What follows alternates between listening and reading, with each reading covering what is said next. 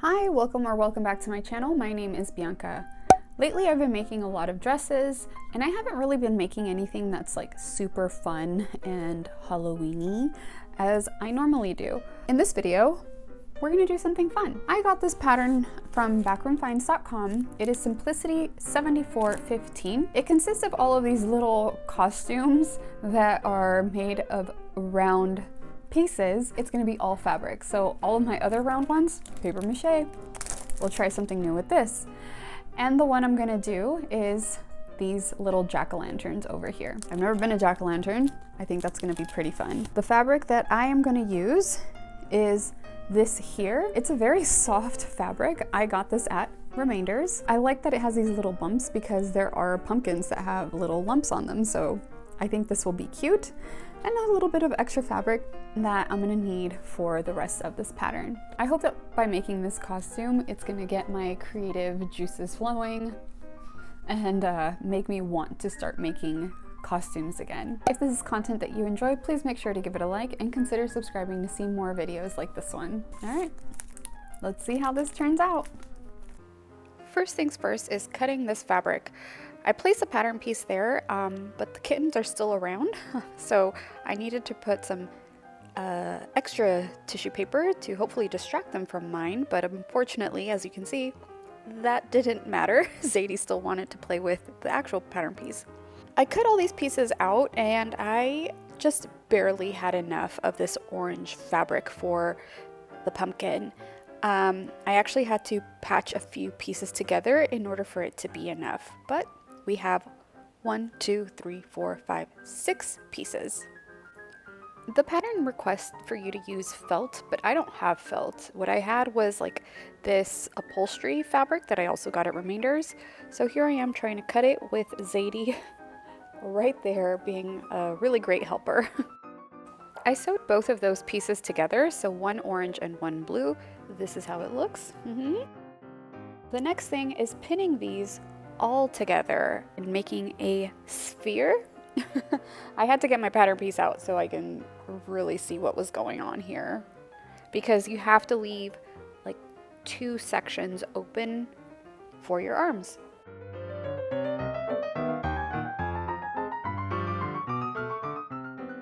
All right, so this is what it's looking like so far. I sewed all of these pieces together.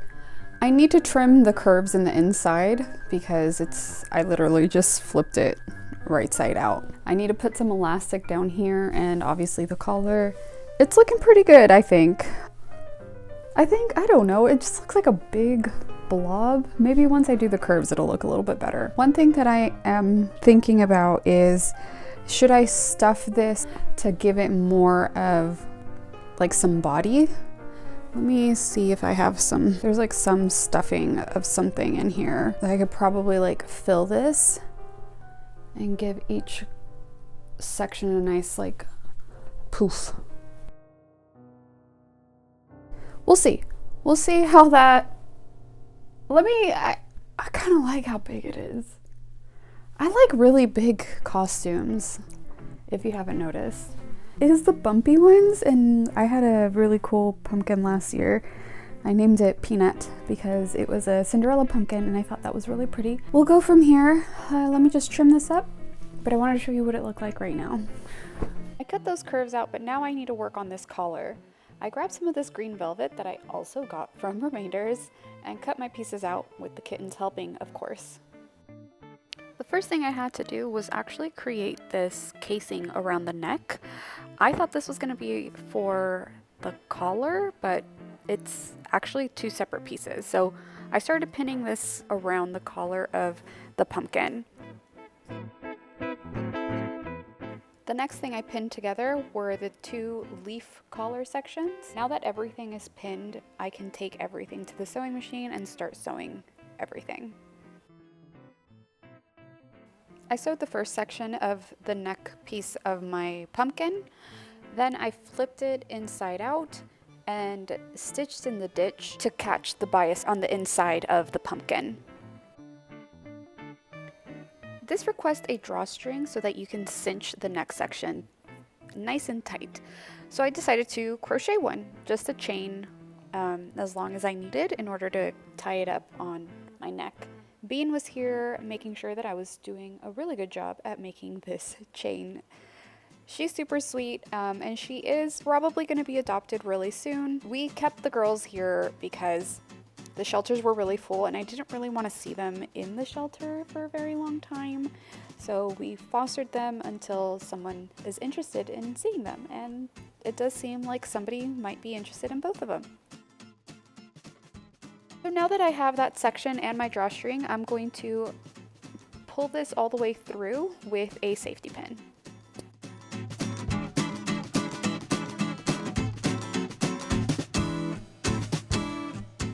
Beanie Baby decided to help me again and to read the instructions on how to sew this leaf collar because I haven't sewn one of these before.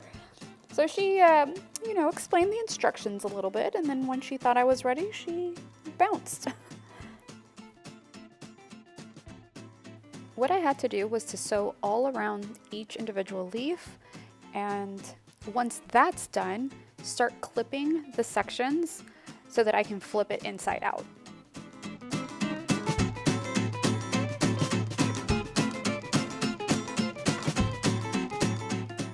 I pinned the neck casing in the center of this piece.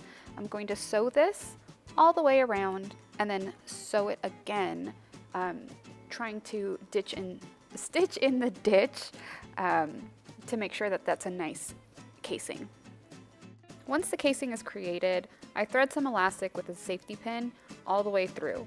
And this is some elastic that I got from the fitted bed sheet that I made that black dress. So we're still using everything from that bed sheet.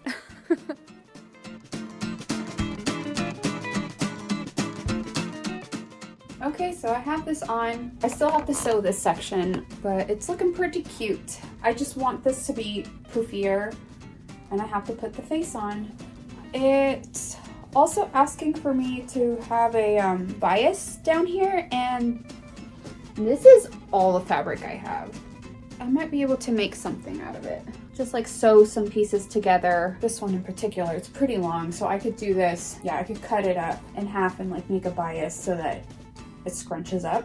But I need to put the filling inside if I'm gonna do that. All right, we're almost done. I had gone to an estate sale that morning and found this So Perfect quilting filler.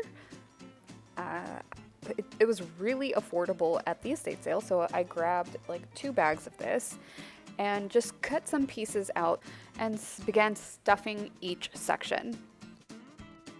Then I created that casing at the very bottom with that extra fabric that I had and started using more of that elastic from the previous bed sheet and put that in the bottom section of the pumpkin, with the help of the little kittens, of course. The last thing I had to do was to create a face out of felt, which I had small pieces of. So once the face is made, I can put this on and show you the final look.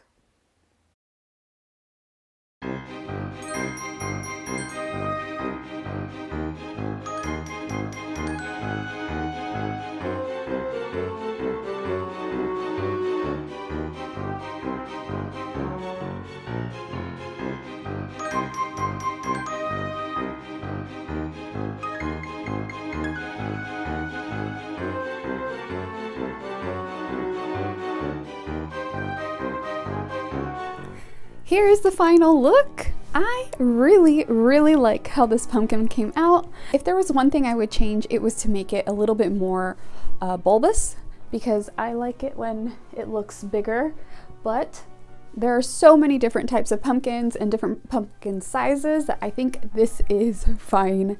I ended up putting on this green wig because I saw in the pattern that like they put a orange cap, but like if you are putting this on, why would you have an orange cap?